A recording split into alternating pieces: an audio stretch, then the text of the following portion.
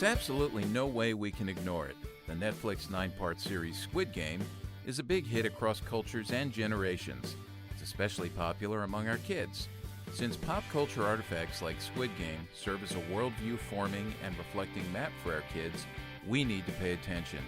And that's what we're doing today as we chat with our friends Clark Fobes and Kevin Yee about Squid Game, its message, its meaning, and how to respond on this episode of Youth Culture Matters.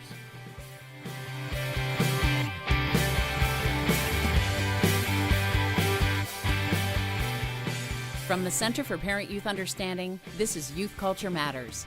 If you're a parent, youth worker, educator, counselor, grandparent, or anyone else who cares about kids, we're glad you've joined us for this practical, informative, and hope-filled podcast.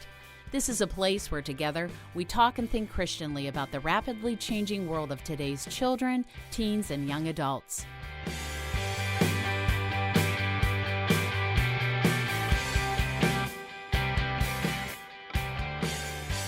Well, there's this old cliche, unless you've been living under a rock, and then fill in the blank.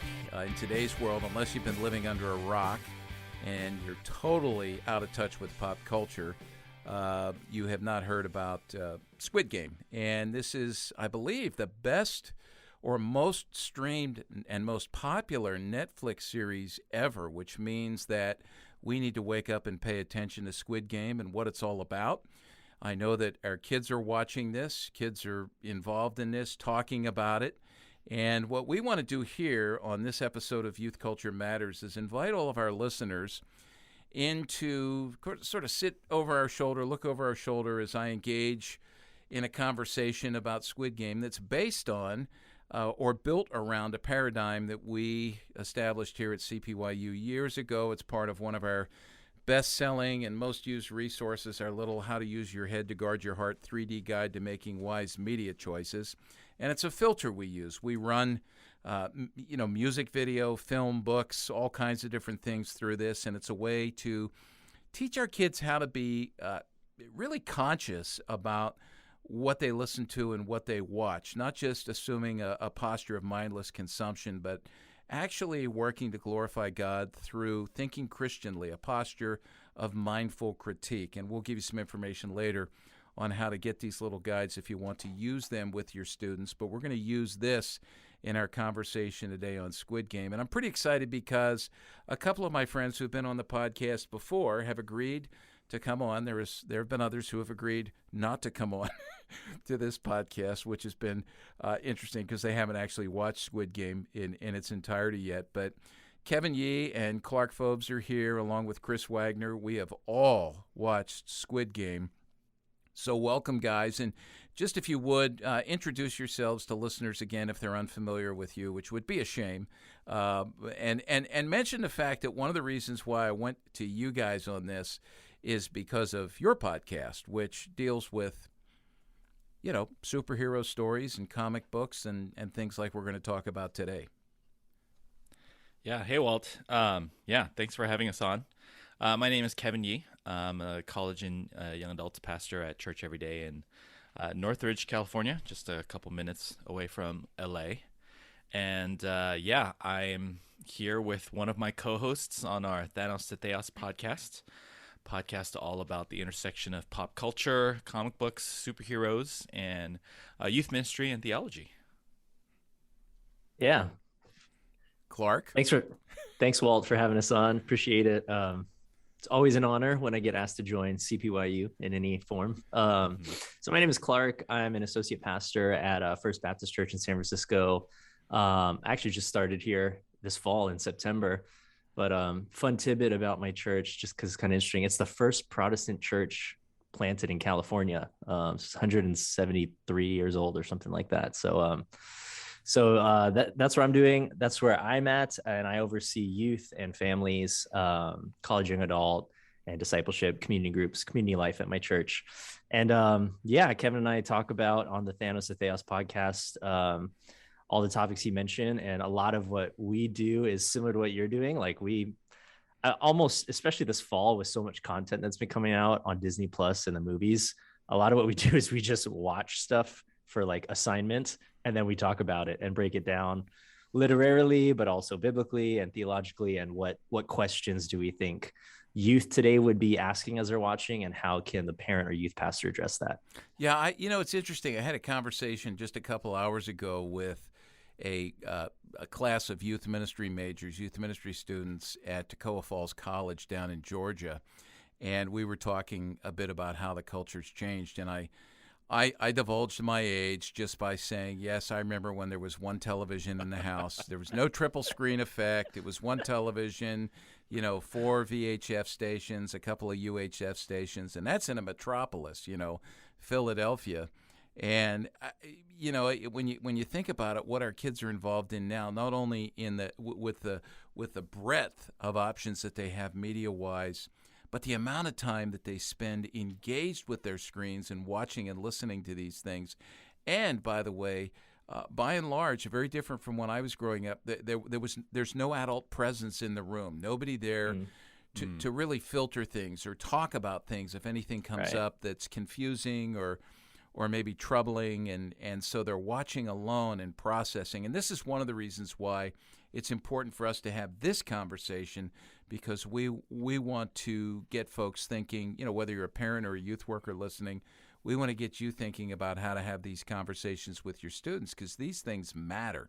These are the maps that tell stories about the way the world is and the way the world should be. And sometimes these things will get it right. And I think even as it's going to be fun, because we have not rehearsed anything for this or had any conversation leading up to it. But even with Squid Game, the response from my Christian friends has been all across the spectrum. And so it'll be interesting to see what we come up with here. But these are conversations we need to have because kids are listening and watching. And I want to say that part of what we're going to do here is a spoiler alert, right? You have to give a spoiler alert. So if you've not watched yet, we are going to talk about plot lines, storylines, things that have happened in this, and themes that we need to be aware of. So if you haven't watched yet, go ahead and listen to this, and it'll just get you ready. So would one of you guys be willing to just give like a little bit of background on what this thing is? And I want to mention too, we chatted before we came on. I was talking to Kevin. Kevin's actually he's Korean, and he's at a Korean American church. And Clark is you're Korean as well. I'm half Korean. Korean, yeah. So you guys, I'm very interested in the take you'll bring to this, and this is important because this is a show that was made in Korea. It's actually in Korean with overdubs, voice overdubs. So would one of you just go ahead and just give us a little bit of a sense of the overarching theme of this thing? Yeah. So whenever people ask, like, oh, Squid Game, is it about squids? Is it like a National Geographic documentary about squids? I'm like, no. It's really just about, like, the name Squid Game refers to this childhood game that the narrator who ends up creating with his friends. And so the whole premise of the show is it's kind of like a more intense, grotesque Hunger Games is what people usually describe it as, where it's like they gather 400 plus participants to participate in these childhood games to win a cash prize. And what you find out as you go along is that there's really only going to be one winner by the end of it that's going to take home all this money. But the main theme that strings across all of it is all these participants are people that are in some dire place in their lives where it's almost in a sense like either they can go on living a lifeless life or they can risk death for getting money and getting out of their hopeless situation. And that's what the director and what the characters really play into as they're willingly playing these horrific games where, by the end of it, the 400 plus gets narrowed down to one. Only one person survives out of that. And that's a good summary there. Now, let me ask this, because you guys are working with kids and you've been around kids, and I'm sure you've had conversations about Squid Game.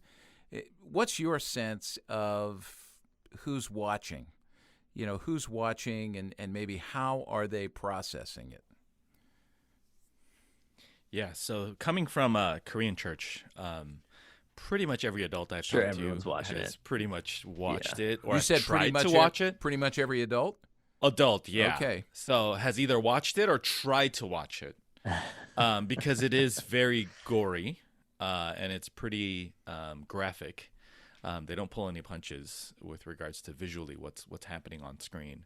And then with regards to the children at our church, so middle school and high school students, for the most part, I actually did like a brief survey the other night at one of our Bible studies. It's just like, how many of you guys have seen it? Like the whole series, like sat through the whole series, and we had about 85%. And mind you, this is 7th grade all the way to 12th grade for us, and about 70-80% have basically watched this. And then there were a number of, so within our upper elementary ministry, so now we're talking 4th to 6th graders, a few of them have seen it, and a few of them have told their parents they want to see it, especially during Halloween. So this was a very popular Halloween costume set, either the tracksuits for the players in the game or the red, hooded jackets for the guards in the game.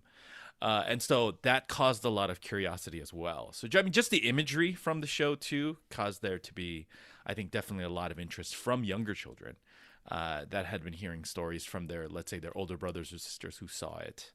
And so I would say within our church, there's definitely a sense of, it's great because this is, a Korean cultural artifact, and it was the most popular show in the world, not just, in Korea or not just in the United States. So there's a sense of cultural pride there, but also a lot of concern over the fact that maybe parents are being a little too loose in being, proud of this thing that like took over the world for a period of time, but I don't know that it's necessarily a good thing for students to be watching this. So I'm like planning on having a youth group meeting focused on this, but probably just high school students.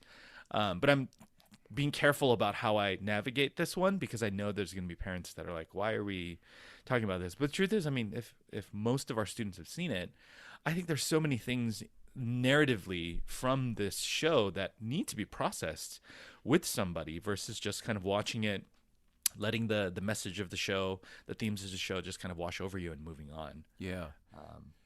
Yeah, that's good. That's good, Kevin. Thanks. Clark, do you have a sense with your folks? Yeah. So I'm at a multi-ethnic church. So my sense is most of the high schoolers have seen it. And that's about it. And I think it's really only because of the social phenomenon. Like they are seeing all their friends watching it. Right. And so, the whole FOMO, fear of missing out, they then have to go and watch it, or it's like been this wave sweeping across social media. So I think most of them have watched it. I don't even think many of our college young adults have watched it. As I've talked to some of them, a handful of have.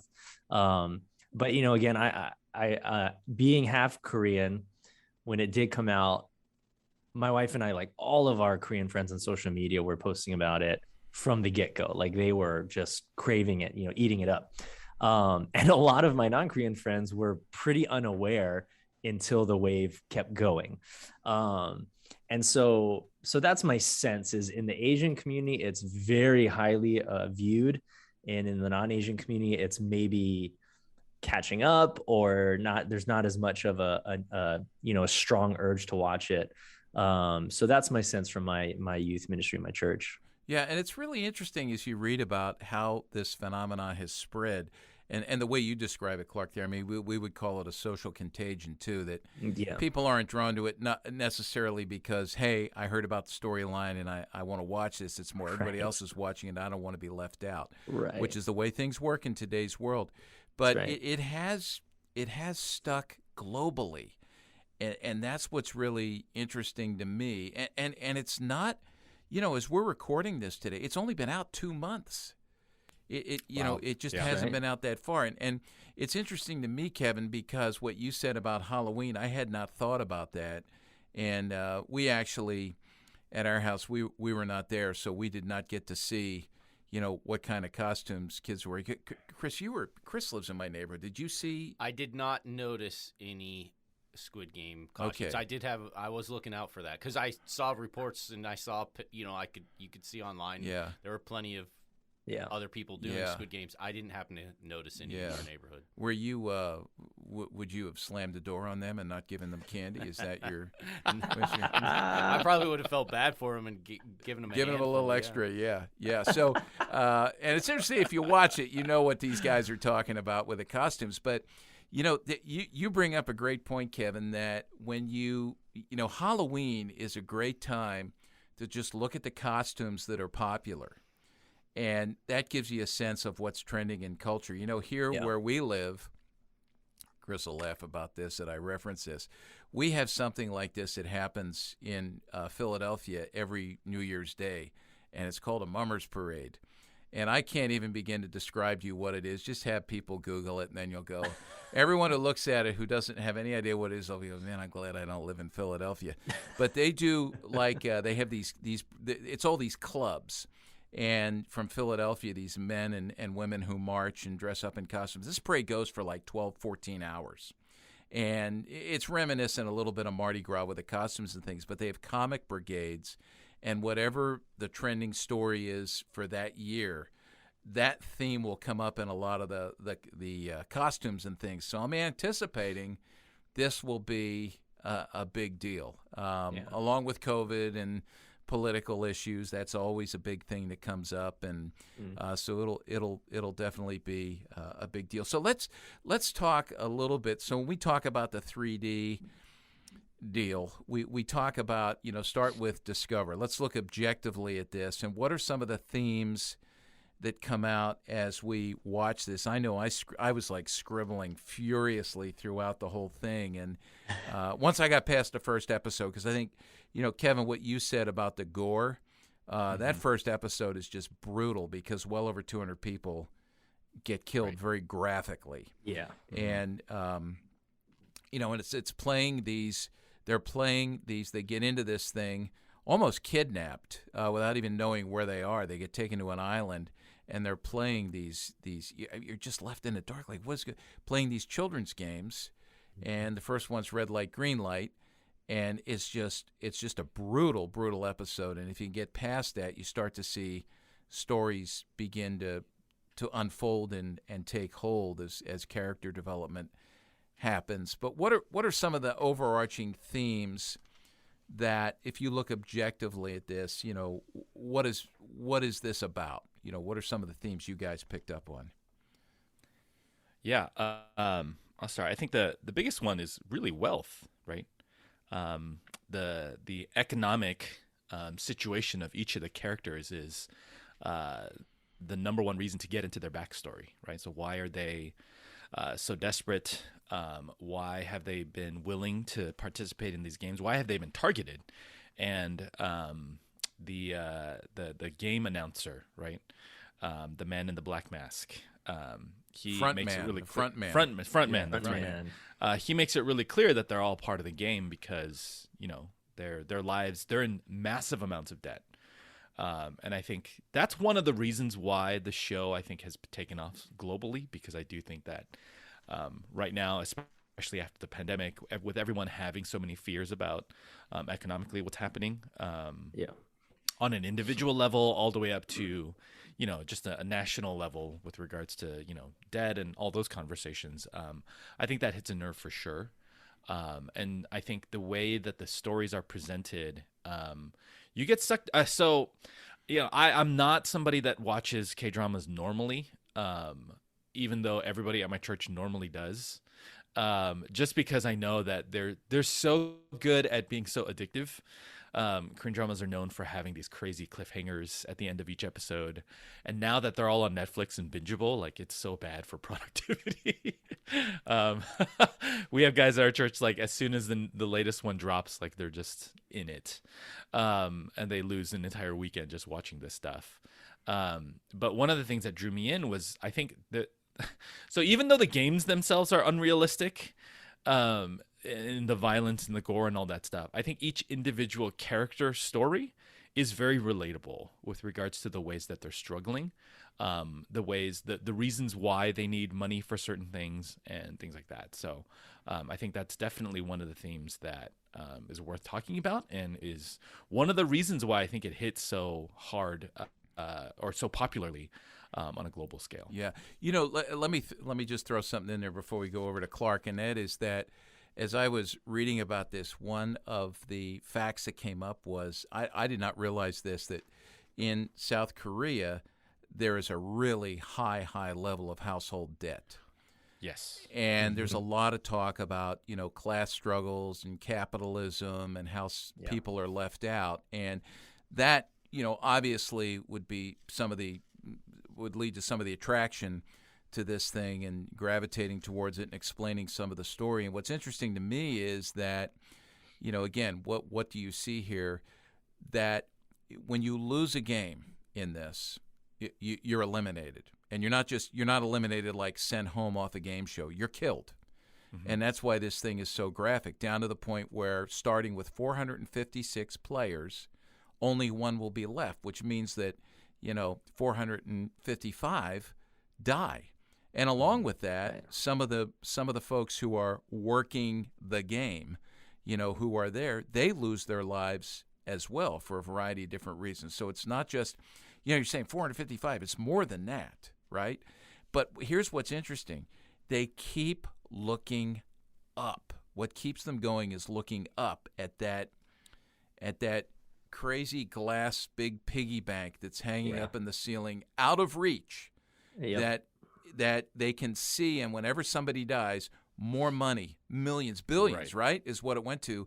I don't know how it translates into, U.S. funds, but it just keeps filling up. And that's what seems to keep them going. And I think that's significant, because what are our idols? What are our idols in our life? And the way they just stare at that, and that's going to be mine. I'm going to stick with this because that is going to be mine. That's what they live for, and that's unfortunately what they die for in so many ways. So other themes, anything else, Clark? Yeah. Well, and maybe we can get into this later, but something I think to follow up on that, and this is where I think some of the cultural piece comes in, understanding debt in Korea, a lot of it is due to the honor shame culture, where debt is incurred as people are trying to keep up with society, and not just from like a provision standpoint, but from an image standpoint. So the keeping up in terms of like being of a certain class, or, seeming like things are put together. It takes a lot of effort, and debt's incurred that way. But also just in the show, I think when you understand the honor shame culture in Korea, there you see this sense come out in the characters where they would rather die than continue to live on with the shame of knowing they're in debt, or they can't live up to the standard that they would like. And so I think that's just one thing to keep in mind. Like, I think as outside viewers, they may think like, this is ridiculous, but as someone watching with that like lens, I very much could resonate with that. Like, yeah, like I can get that sense of it would be better to die than to go on living in your shame. But I think another theme that I was really prominent to me was the whole basis of the show was the Squid Game, so to speak, the children's games. Yeah. And I think that was another reason why this show took off more than, let's say, like when I was watching this, I was drawing parallels between Hunger Games and between Saw, the Saw series. Hunger Games was not as grotesque, but the theme is, right? It's a fight to the death to provide for one's district. Saw, it's a similar concept where it's their sin that had got them there, and they're in this game where they have to mutilate themselves to get out of it and live. But I think the reason Squid Game had just such a bigger following was because there's something so like primal to children's games. It's so instinctive where like we grew up with these and we think about these were better times. Like these were simpler times where we just had fun on the playground and play games. And you see that a little bit with, with the old man number one, who you find out later is running the whole show. Mm-hmm. He inserted himself into the game to have that joy as a kid again. And even kind of think about the other players, the other characters, as much as they're stressed out playing this, they wanted to return. Like they had the chance to leave and they actually came back.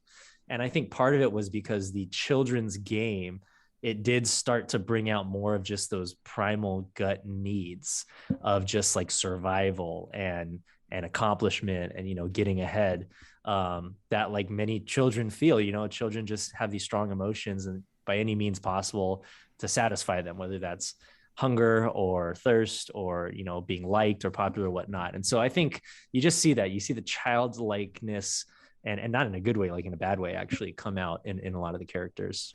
I like that you said that. Now, this is really interesting, because this morning I read an excerpt from C.S. Lewis's book, The Weight of Glory, where he talks about nostalgia is, and, you know, and how, like, in the present, we long for nostalgia. I know I'm like this. You know, there's so many things in the midst of a difficult and painful present that when I look back with nostalgia on easier, simpler times, you long for that. You feel better. And Lewis actually says that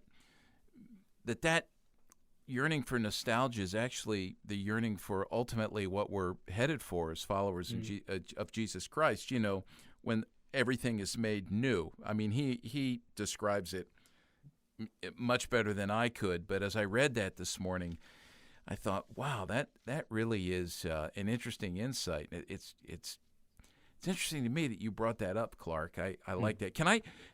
I want to go to the honor shame thing, because I don't know if it was with you guys or with somebody else was describing to me.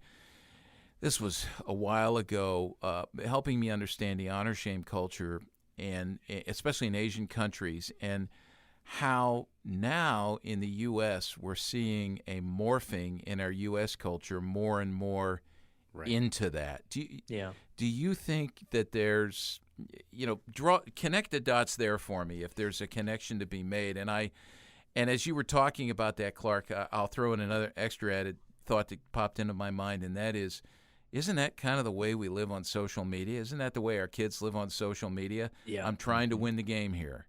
Definitely. You know, I'm trying to grab the brass ring. I'm trying to get all that money that's up there in that piggy bank. And, you know, of course, it's a social capital of likes and follows. Thoughts on that? Yeah. I mean, just one thing that comes to mind is I think you're totally right. Like, that's what social media is. And Kevin and I talked about this a lot. You know, maybe about 5 years ago, this thought kind of came to our minds, and we've been talking about it a lot more in youth ministry and with Rooted, the ministry we will serve in.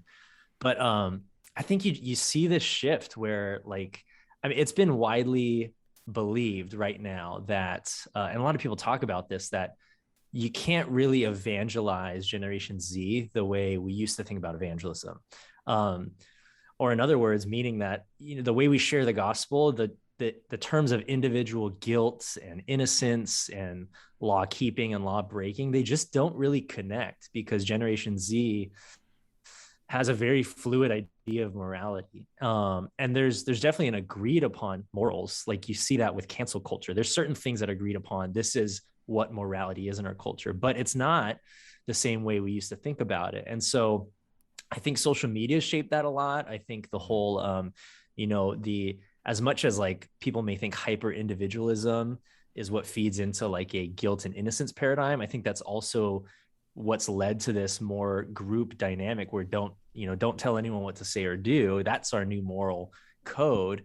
And so it's become much more a social morality. And that's really what honor shame culture is. It's a set of morals or moral code that's upheld not by a written law, and one individual, you know, is guilty or innocent based upon how he or she follows that law. It's really about how you uphold the group dynamic, the group moral code. And so it's much more relationally connected in that sense. Your moral standing is based upon your interaction with those around you, not your adherence to one written law. And I think just, you know, when you mentioned like we're all in a Squid Game on social media, it just made me think, like, I see this all the time. Kids do these challenges on social media. Yep.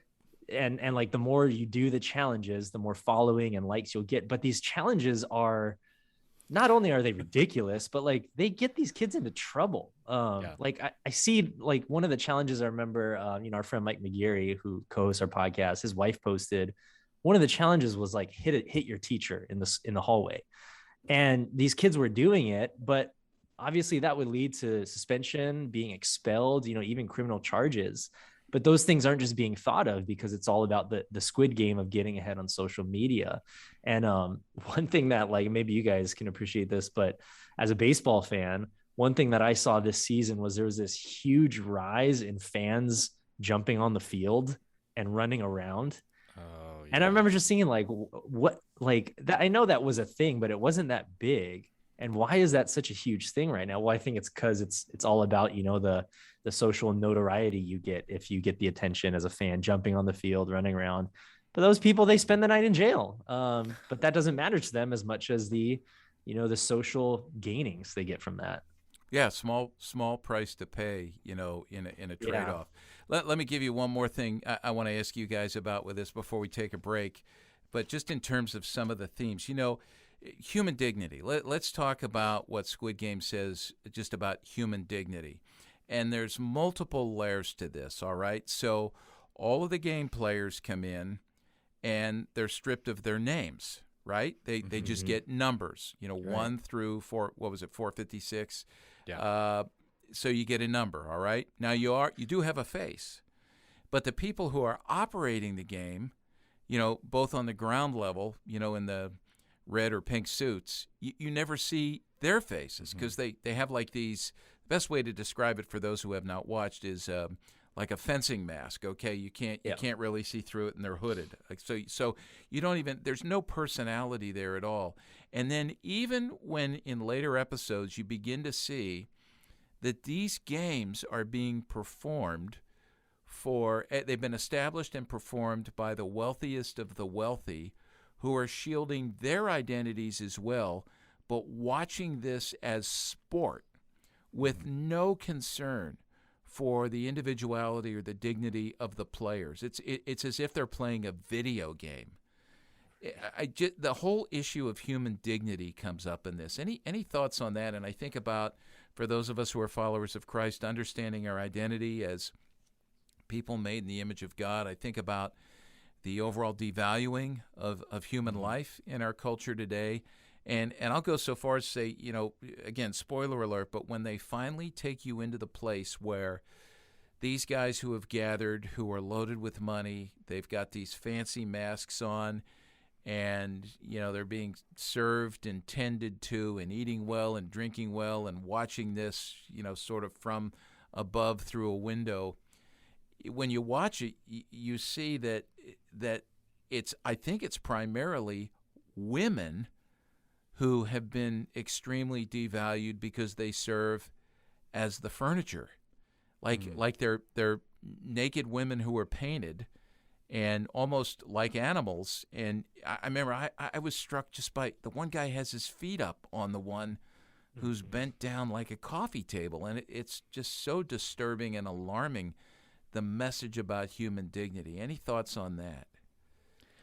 Yeah, I think it, for me, it reminded me of, I felt like it was commentary on, again, social media, and the fact that they were anonymous speaks to the algorithmic anonymity of the game that you're playing on social media. It changes all the time, right? The algorithms change. So when social media started, like when you think of something like Facebook, you saw on your timeline a chronological ordering of, just what people were up to, right? And it was chronologically ordered. So if something happened an hour ago, then you saw it in that order as you were scrolling backwards in time.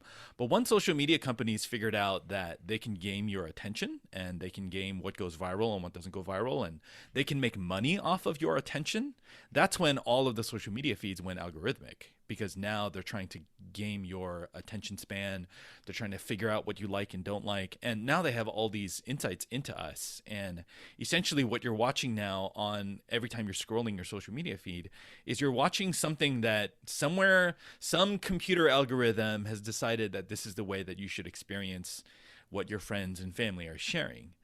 And I think that's what's led to the Squid Game like atmosphere of social media. And I think that's definitely commentary on that. And, there's a couple people at the top that have gotten very, very rich off of our attention. And I think that's what's led to so much of the dehumanization that we're seeing on social media, because so much of it can happen behind closed doors, anonymity, and all those kinds of things. But it's literally shaped us as humans, especially in the United States with like political polarization, right? It's a direct result of what's been going on social media for quite some time now. And I think we're beginning to wake up to that, but I also think that we're so entrenched that it's hard to kind of pop our heads out of that to see what's actually happening and what's going on. Yeah, it's the dopamine hits we get, right? I'm reading Dopamine Nation right now, and it's eye-opening on this. Kevin, that's a good point. And man, I love what you guys are talking about here, and I want to continue the conversation. There are so many things I'd like to say just about the discover part, but I want to move on after the break to talking about, how do the scriptures address this? And I think people are getting a little bit already of our conversation here that this was just not a shoot 'em up in a first episode, turn it off. If you stick with it, you begin to see that this is reflective of our culture. And as Kevin just said, it really is mapping reality for our kids, that this is the way you need to live. And if I want to steer them in the right direction, I need to know the wrong direction they're being steered to so I can correct that. So we're going to come back and talk about that. Stick with us. We'll be right back.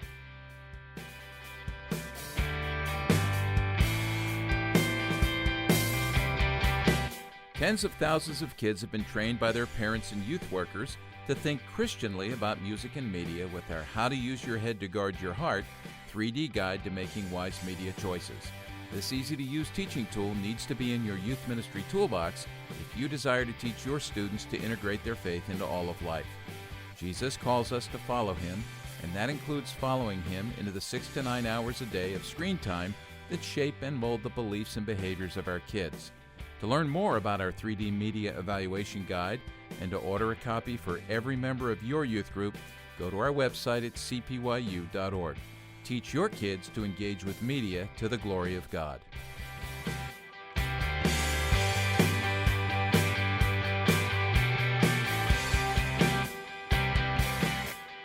Welcome back, everybody, to Youth Culture Matters. I'm Walt Mueller here at CPYU, and Chris Wagner's in the studio with me, and Clark Fobes, Kevin Yee are joining us in a conversation about Squid Game. And, let me just say, I had a thought during the break that this is, I hope folks are listening into this, because these are the kind of conversations that we encourage people to have in your local church, in your local community, with your youth worker network. If you see or hear about something that's becoming a cultural artifact or a media piece that is getting some sticking and staying power with your kids, spend some time listening, reading, watching, and just to be informed, and then get together and talk about, as we're talking here, what are the themes that are there? How can we leverage this for the sake of the gospel and the expansion of the gospel and leading our kids deeper and deeper into faith? And certainly with Squid Game, as we've already mentioned, there are some storylines that really reveal quite clearly the human condition and maybe bring it to our attention in ways that, because we're living in the cultural soup, we don't see until someone points it out. We're able to talk about it. So we want to encourage you in that. During the break, Chris, you had a comment about something that was mentioned in the beginning. Go ahead. Yeah, I really liked the analogy that Kevin and Clark were making with kind of relating how the Squid Game relates to, or is analogous to, social media and how we think about social media.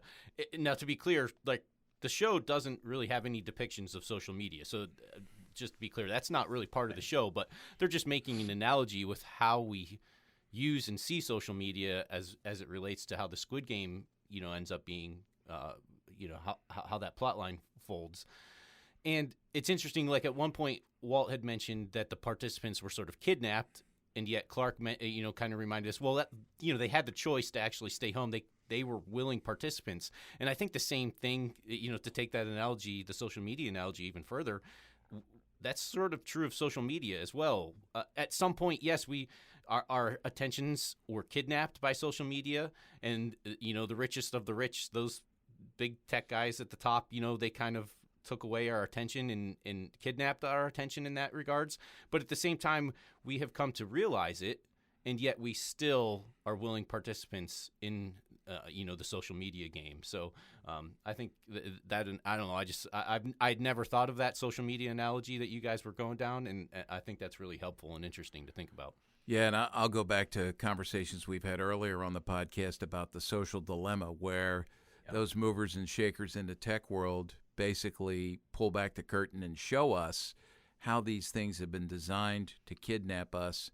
And then they say, I'm not letting my kids anywhere near these kidnappers. I'm not letting my own kids there. Your kids can go there because I'm making big money off it, and I'll be able to send my kids who aren't on these platforms. I'll be able to send them to college.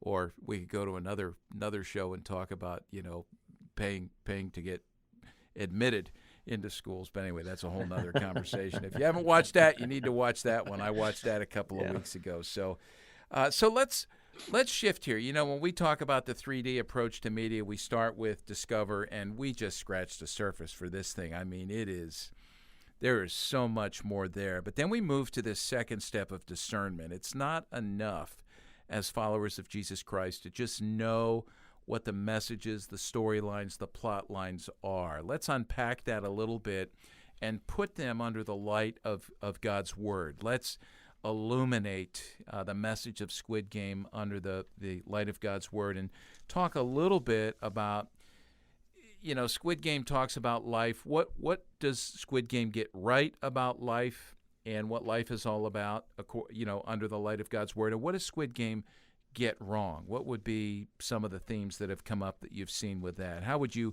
and maybe a better way to say, how would you bring the light of God's Word to bear on it as you converse with the kids who are watching it and maybe not going down that road? I think, sorry, Walt. No, go ahead. I didn't know if you had one right away, Kevin.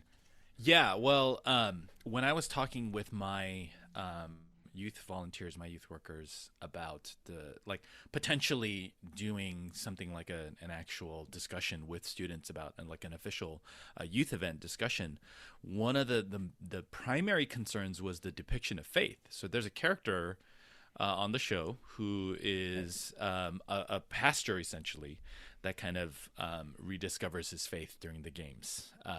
Just the sheer desperation and wanting to survive causes him to re-engage with God. And then you have another character whose father was a pastor and was abusive to the mom, and ends up being murdered by the girl's by his daughter, essentially.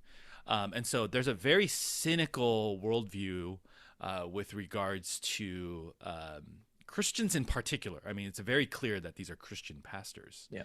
And I think there are pockets of Korean culture where there have been Korean prosperity gospel pastors who have been involved in a lot of scandals. And I think this is responding to that for sure.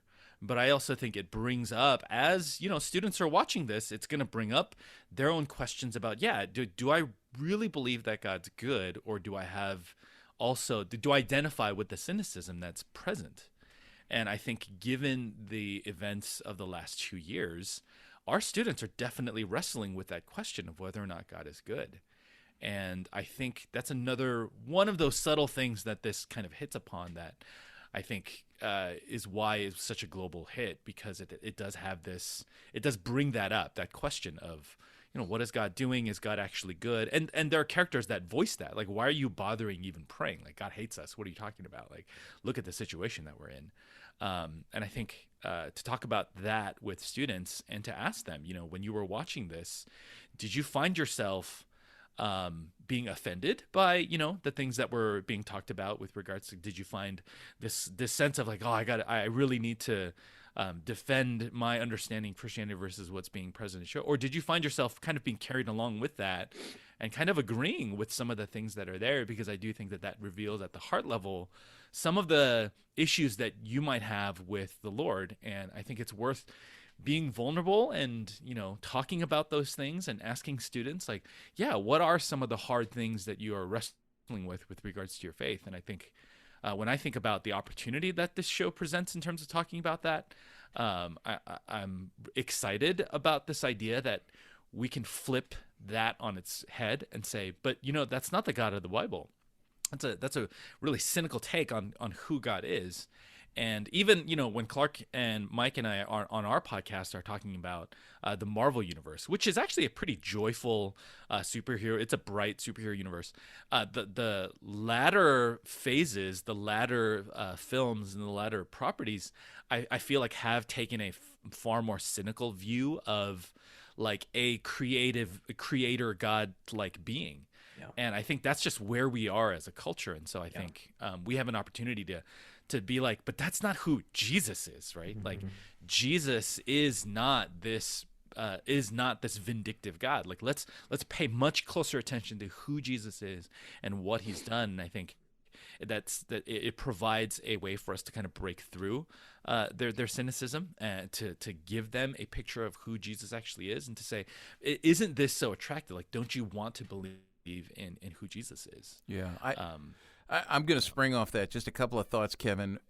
For me, when I see depictions like that of that pastor, I was very curious about some of the backstory. Obviously, there's very limited context that you can get in the moment, in a show that's only has 9 episodes and all those characters. But I see that and I'm going, yeah, we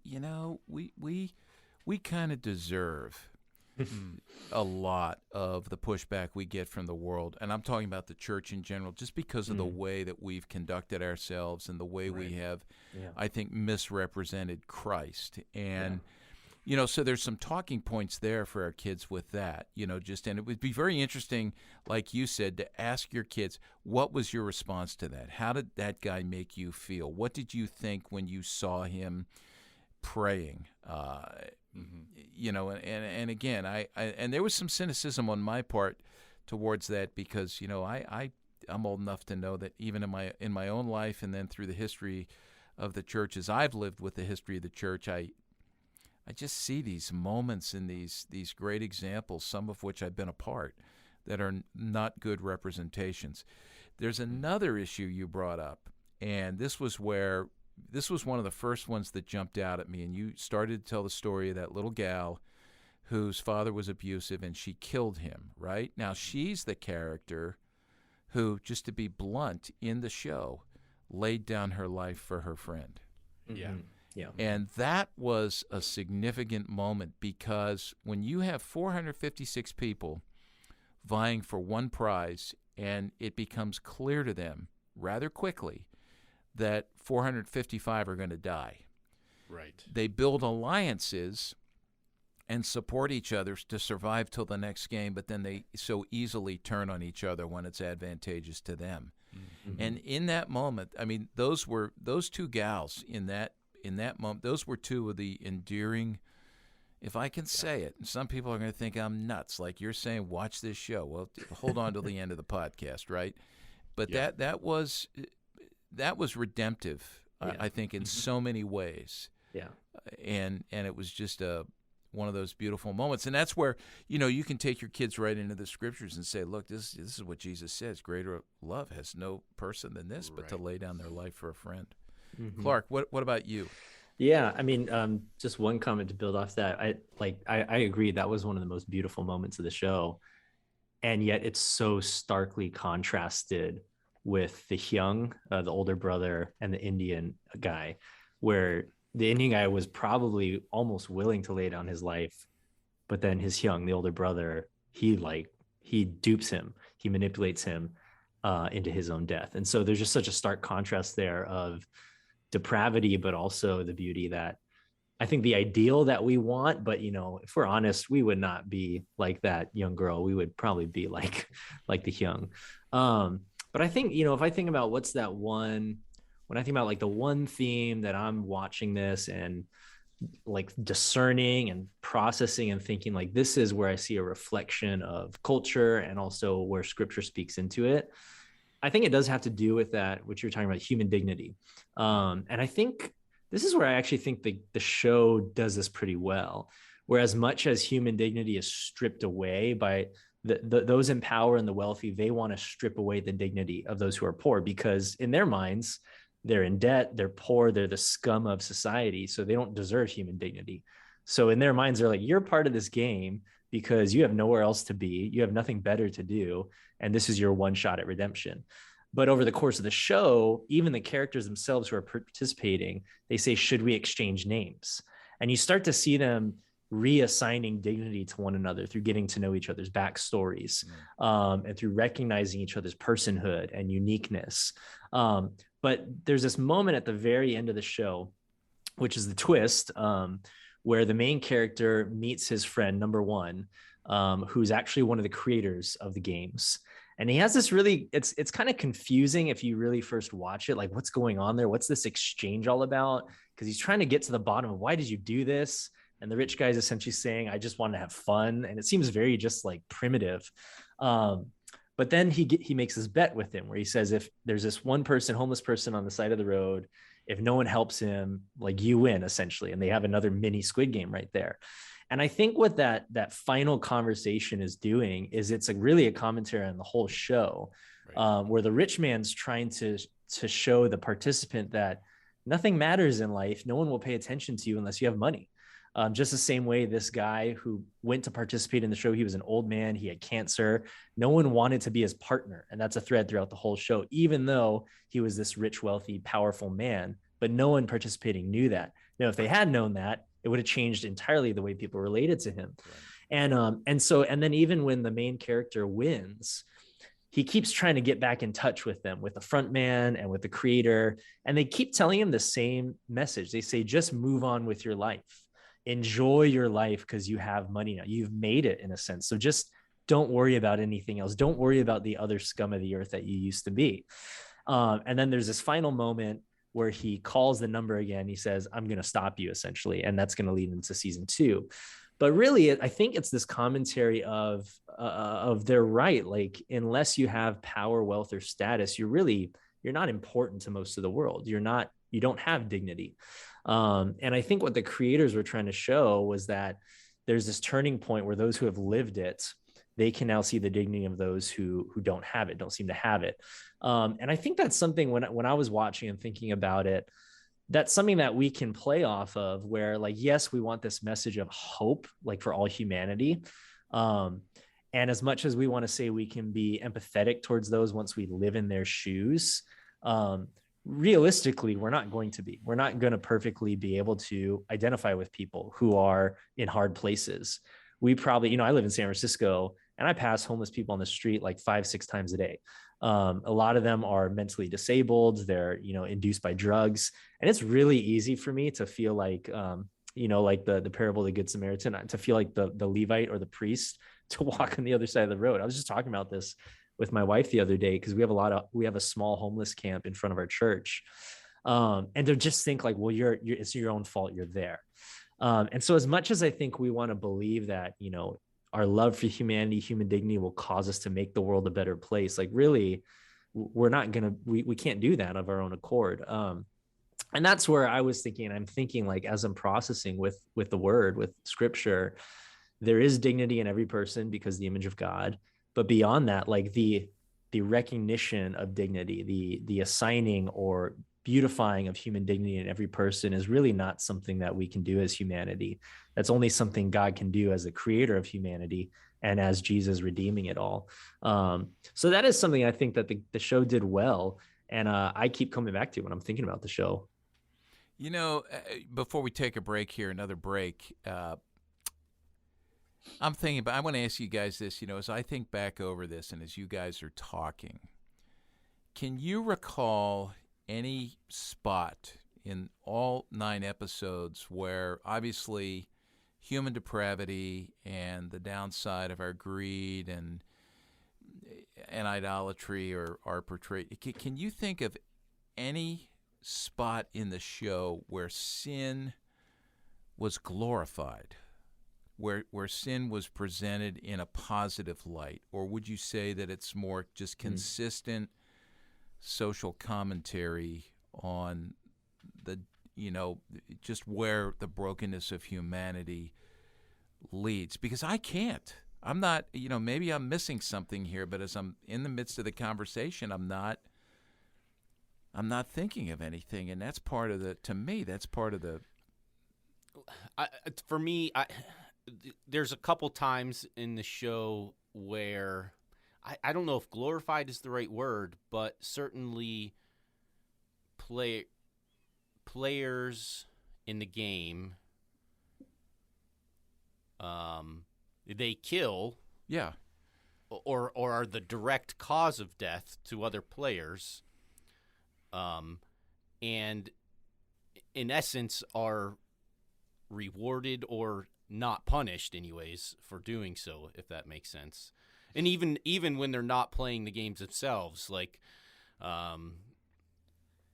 when the bully takes the extra food, I'm not going to remember his name, and then the guy who accuses him of taking his food, he ends up killing him there on the floor. So this wasn't necessarily a part of one of the quote games, but he was, at the end of the day, that was okay. It wasn't necessarily glorified, but in that moment. But what I'm saying is ultimately all of them die, and the one who's left, there is absolutely no happiness in him because of winning the game. Sure. Yes. And that's where I think it's just this spiraling down and evidence of the result of our idolatry. And I'm not saying there's an agenda there to point to the one true God, but I think in some ways, we can use it to do so. Yeah. One thought though I had with regards to, so the medium is the message in a way, and so you have these characters. So I'm thinking of the tug of rope episode. You have these characters where you're learning about them. They form a team, and these are the ones we're supposed to root for. And so you're sitting there like, I'm rooting for these people, but that means these other people have to die. And then all of a sudden I'm morally conflicted. Kevin, you're heartless. Of like, how am I supposed to be watching this thing? And I was like, man, this show has manipulated me into being one of these. Like, obviously nobody really dies in the sense that this is a show. But like, I was literally conflicted as I was watching. I was like, should I keep watching this? Is this good for me? Because it's a competition. It's a reality show about what. And then I thought, we actually do this with reality TV shows, right? Yes, There's we competition shows, and not everything's the Great British Bake Off, right? Like there are far more reality shows that are just questionable with regards to what is it doing to us, the viewer that's watching this. And I think there's commentary there too, for sure. But I mean, to Walt's point though, like even after they win that tug of war, like they're not happy. They're traumatized, because they know they just caused the death of 8 or 9 other people, Mm-hmm. Yeah, man, I'll tell you. Well, I think one of the most eye-opening parts of this conversation is that Kevin admits he watches a Great British Bake Off. Oh, that is my source of joy every week. It's so good. Oh, you guys, okay. All right. It is a palate cleanser from all the stuff. My wife got me into it, and now I'm hooked. Yeah. This would be fun to have a conversation. Just get a parade of, our youth ministry friends on and say, what are your dirty little viewing secrets? Yes. What are the guilty things pleasures you like to watch? Hey, I'll admit, you want to hear mine right now? Yes, you're please. talking about what your wife gets into watching? Call the midwife. And with that, we'll take our break.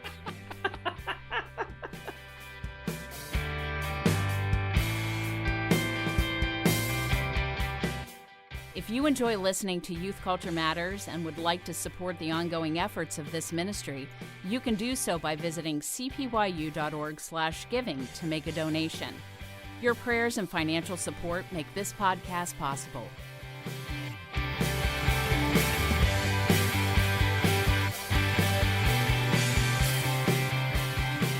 Well, now we get to the third D in our little conversation here as we talk about this, how to use your head to guard your heart, this resource we have here at CPYU, this 3D guide to making wise media choices. And we've really, I don't know that we've done it justice here in our conversation on Squid Game, but at least we've gotten you started. And I have found this to be extremely helpful to listen to Chris and Kevin and Clark and gain some insights from them.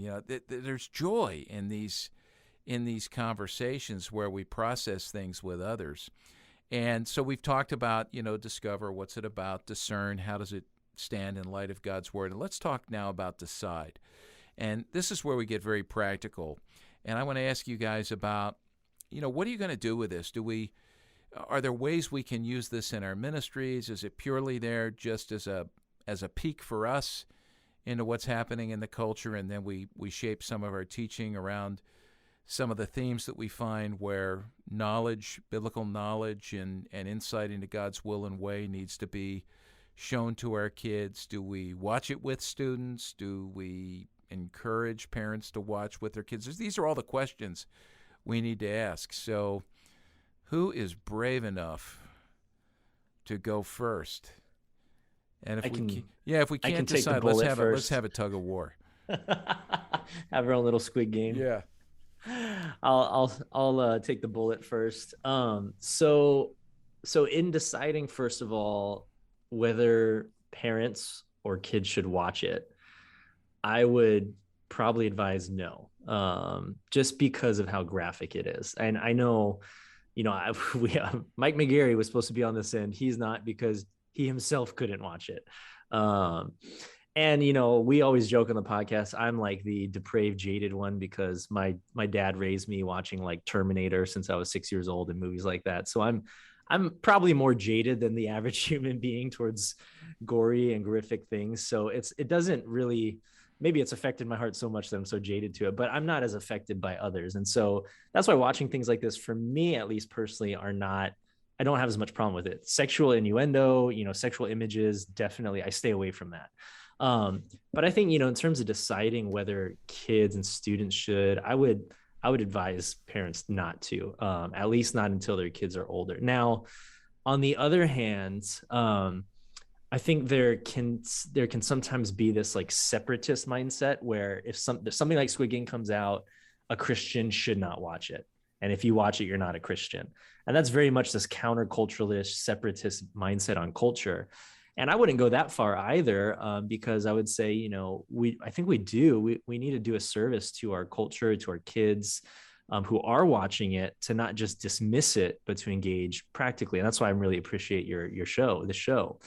And so in that sense, when it comes to mentioning it or using some of the themes, knowing that I do have students that are watching it, I will, and I have referenced it, just some of these larger themes. I won't mention the horrific ones because I don't want to cause them to want to see the horrific scenes. But like we just talked about, the theme of like human dignity, that's something I will and have referenced in like a teaching or when it comes to talking about that topic, because I think that does acknowledge, where these students are in their own cultural moment. It's not dismissive, but it allows us to acknowledge like, hey, a lot of the things that you see or are consuming, or your friends are, at least, there's value in that, even if only to point out the insufficiency of what it shows us about the human condition, and to point to those longings. And then I think lastly, when it comes to helping like parents engage with it, if I would definitely say I would discourage them from engaging with it. But I think the decision there would be, I'm thinking like Kevin, like a lot of our Korean friends and families, they're watching it out of just cultural pride, Right. And there's no getting around that. And so I think, for my wife and myself, and as we've talked with other Korean friends, what it's caused us to do as we're talking with them, and these are not minors, these are adults, is just, asking some of those greater questions of our own cultural heritage that cause us to either long for that or love that, to consume this media, but also why we resonate with it so much. And then doing some like cultural dissection of the cultural idols and where we need the gospel to come in and correct those, or maybe even affirm some of them for the good, but redeem them where they are not in line with God. So that's how I've decided how to utilize Squid Game as I watched it myself and as I've been talking with other people. But, as a youth pastor, myself, someone in youth ministry, if I hear kids talking about it, I would probably ask them like, why'd you want to watch that? But I would not encourage other kids to. Yeah, and I want to emphasize what Clark just said, because as you were talking, Clark, I wrote that down. It's always good to start with a question, right? Rather than saying to our students, what is wrong with you? Now, that's a question, right? That's not the question to ask. Yeah. What is wrong with you? Don't watch that, right? So you question then a statement. without ever getting any information. It is eye-opening sometimes to just say, why did you choose to watch that? Right. And then maybe ask, what about it resonated with you? Now, you're going to get some kids, I just watched it because I thought it was cool, Right. or man, it was like watching a real-life video game, or, whatever. Obviously, that's extremely shallow. But sometimes these things, the cultural artifacts, music especially does this, it speaks for our kids. Yes. So, and then to just ask, well, if you watched it and it resonated with you, what did you like about it? As you were talking, Clark, it made me think of something. This was years ago. This was the last time I was in a movie theater that was full. And I'll tell you how long ago it was. It was when Saving Private Ryan came out. So I don't even know what year that was. So not because of COVID. No. And I mean, it was like rarely have I gone to a movie since then where the theater's even half full, And so I guess I'm telling you guys I don't go to your comic movies, right? Is that what? That's exactly what you're thinking. You're not going to any Marvel movie. I know. You have the wrong choice of movies, faces, Walt. right? Yeah, yeah. So, so we're sitting there, and I'm there with my two nephews. Both of them, they're brothers. Their dad was in Vietnam, Marine, ground combat, and one of my nephews had been in Afghanistan. And he was in the Army, and he was climbing around in caves. I won't tell you exactly what he was doing there, but it was, he experienced a ton of trauma. So we're watching this thing, and the whole time I'm watching it, it's just breaking my heart because I was never in the military, and I'm seeing some of the realities of war. So the film ends, the lights come up, everybody stands, and it's like silence, and I'm like just trying to go like, man, I got to talk to my nephews about this.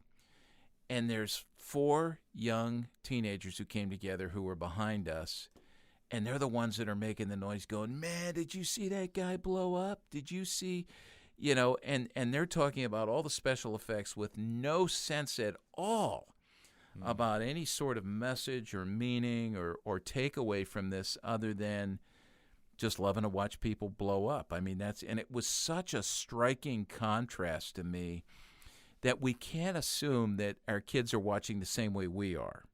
So I like that, Clark, about asking those good questions and then springing off of those questions to go into deeper topics or to issue a corrective like, why would you enjoy that? That's the old guy in me, right? Why would you enjoy that? That's point out improper attitudes, sinful attitudes might have, or answer questions with the truths of the gospel. So that was good. Kevin, how about you? Yeah. So we are planning on having a youth group event around this. I'm trying to figure out how to thread the needle though, because again, there's a faction of our parents that the idea of like, if we talk about it officially, you're essentially promoting it. Yeah. But, and let's remember, just to remind everybody at the top, you said 85% of your kids have watched this. Yeah. So a good 3/4, and I'm talking middle school students too, but we are going to keep it just to the high school students. And then I think if there's middle school students that are, so for me, I'm not mentioning it from the pulpit. Again, I'm trying to thread that needle there, but I have mentioned that a lot with conversations with students because they're the ones that are bringing it up, for example. So it's not like I'm afraid of mentioning it. We are going to have an official conversation. And one of the things I wanted to do is I did want to bring a little bit of the historical cultural narrative frame to this for our students, because again, they're 2nd gen, 3rd gen kids living in America. They don't really know the financial history of what's happened in Korea. Right. So they're watching it very differently. And we have some of our youth workers are of that generation that worked through some of that stuff that was happening in Korea, 30, 40, 50 years ago. And so I thought that would be an interesting way for us to talk about sort of, culturally speaking, why did the show hit the way that it hit? Yeah. And I think that would help our students actually to look at these things not in the way that you were talking about, Walt, where it's just cool explosions and red light, green light, and these people died, but really thinking about it from that broader historical context. I think that would be something that would be eye-opening for our students for sure to think of it in those terms. Mainly because I think some of them are like, well, if you do it, aren't you essentially going to tell us this is bad? So there's also that too. Like, you're talking about it at church as an official thing. clearly you're just going to tell us why it was bad for you to watch this. And I was like, no, that's not the perspective we're going to take, I promise. But so I wanted it to be a little bit more, I think, historically grounded, just from the perspective of culture, because that's their parents' generation, right? So the age range of the people that are playing the games are the same ages of our youth parents. Right. And so they're far more inclined to offer, cultural analysis there. But I also know that parents aren't talking to their students about, or their children about this. And so that's something that I'm hoping this event will also, that's really the reason why I'm doing it, because I'm realizing a lot of parents, I think, want to talk to their kids about it, but they don't know how to do that. And so I'm hoping that this youth event will actually spark those conversations. And my plan is to have the students have a list of questions that you can bring to your parents.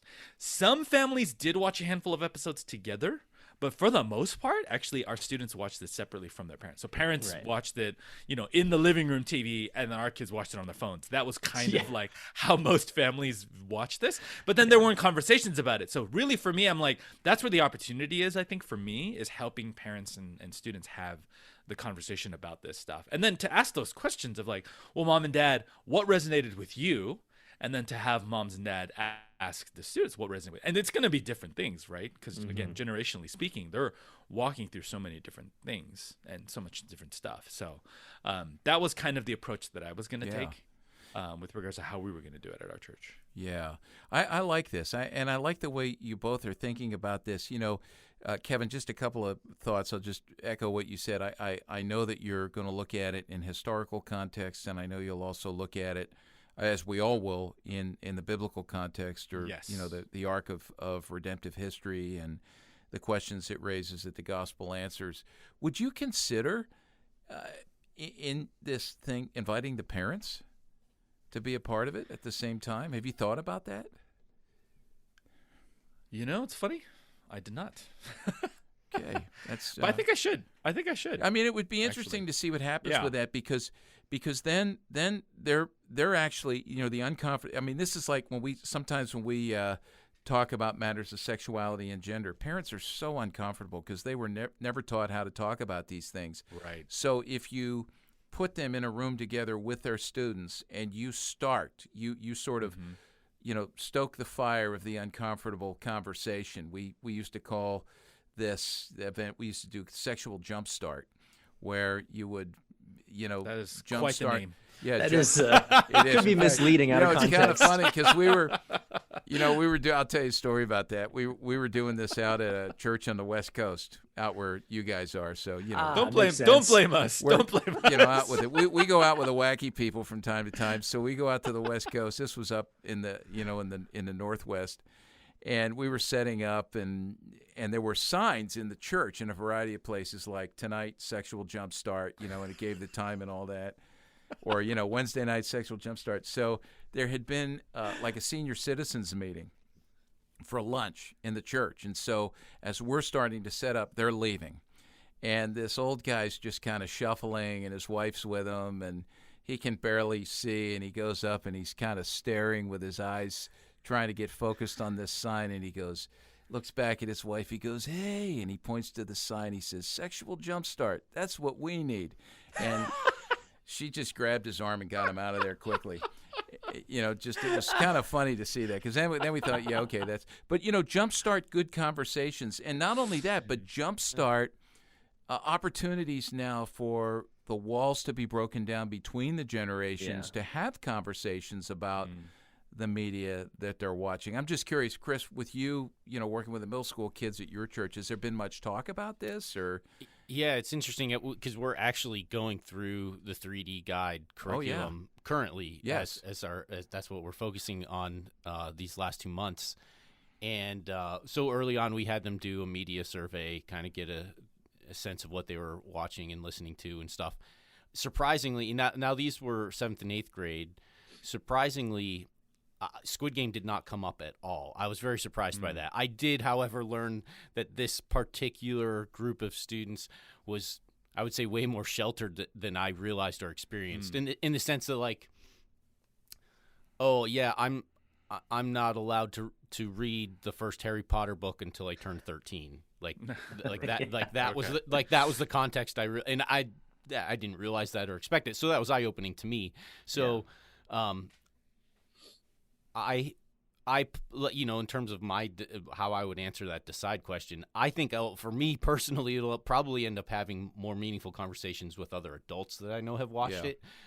Whereas at least with the 7th and 8th graders that I spend time with at youth group as a volunteer leader, if they bring it up and I find out kids have watched it, it'll definitely be helpful to have watched it so I can have those meaningful conversations. But at least in my particular group this year, it doesn't appear to be the case that these kids have watched it. Okay, not yet. Yeah.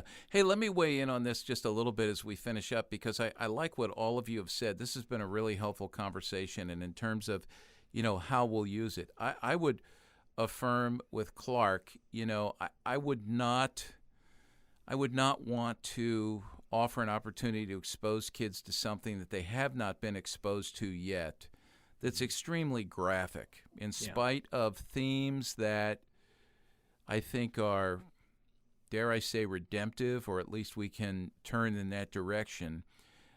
I would not expose them to things that they have not seen, and I certainly would not would have a conversation or view with kids if I haven't talked to parents first. I'd want to let them, because it's a tender subject, right? And every parent has different lines, and I think as youth workers, we really need to respect and not undermine the authority of parents on these things. And so for the parents who are listening, we support you in this. Mm-hmm. At the same time, when Kevin says to me, and we've said this over the years, when he says, 85% of my kids have watched this, okay.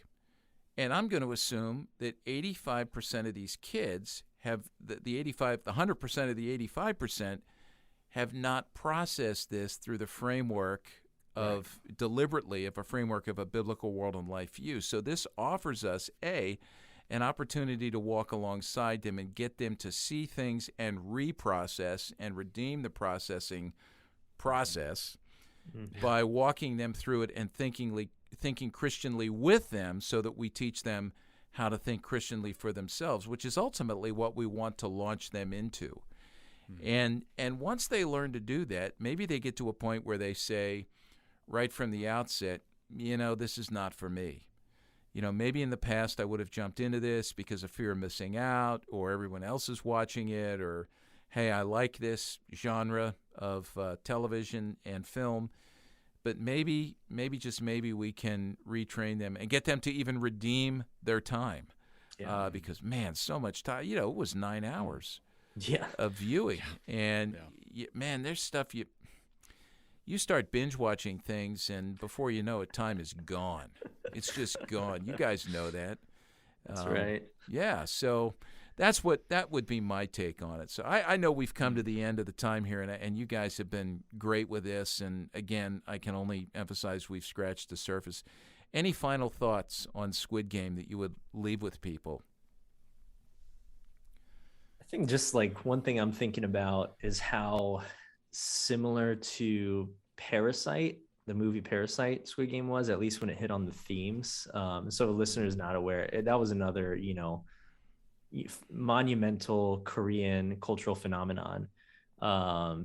Parasite won the Academy Award for Best Film in, I think it was 2019. There was some similar shock and awe factor in Parasite, where there is a pretty graphic ending, but it still plays off these strong themes of poverty, wealth, status, running through the ladder to obtain those things, and the quality of life if you don't have them. And, it just got me thinking, like, why has this been so popular, especially from the Korean cultural lens? And I don't know if it's just because, like, Korea has just come out as a behemoth of a, entertainment industry right now globally, with BTS and Korean dramas, that just like anything that is made by Korea is now being consumed.